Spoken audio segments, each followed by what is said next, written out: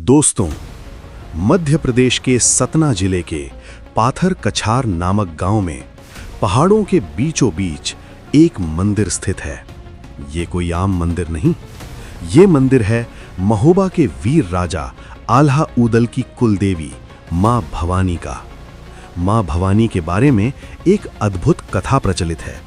जब पथरीगढ़ का राजा ज्वाला सिंह महोबा के राजा आल्हा की पत्नी मछला का हरण करने गया था, तब मां भवानी ने अपने ही भक्त आल्हा की परीक्षा लेने के लिए पथरीगढ़ के राजा का साथ दिया था।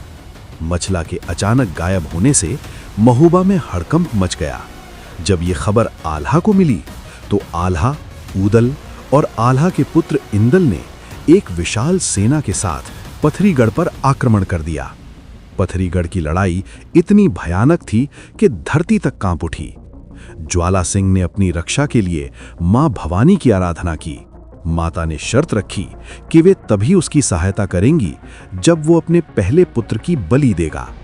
अंततः आल्हा और ऊदल की वीरता के सामने ज्वाला सिंह टिक नहीं सका और वो युद्ध के मैदान से भाग निकला। आल्हा और ऊदल रानी मछला को सम्मानपूर्वक वापस महोबा ले आए। भक्तगणों का गहरा विश्वास है कि मां भवानी आज भी 3 रूपों में दर्शन देती हैं।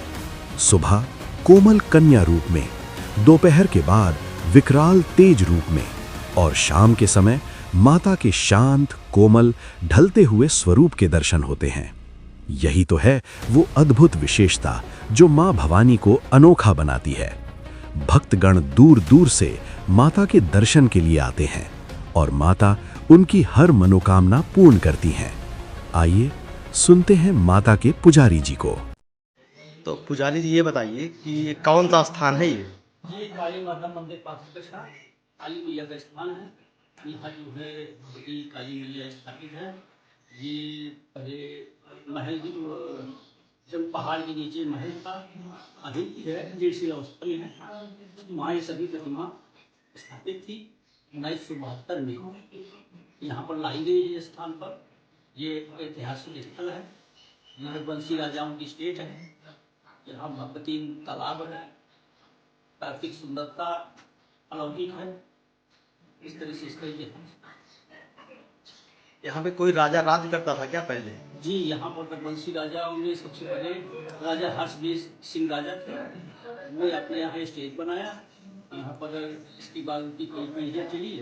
राजा हर्षवीर सिंह, राजा सर्वजीत सिंह, राजा ठाकुर प्रसाद, राजा गया प्रसाद, राजा राम प्रताप, इस तरह से कई राजाओं से पीढ़ियाँ बीती।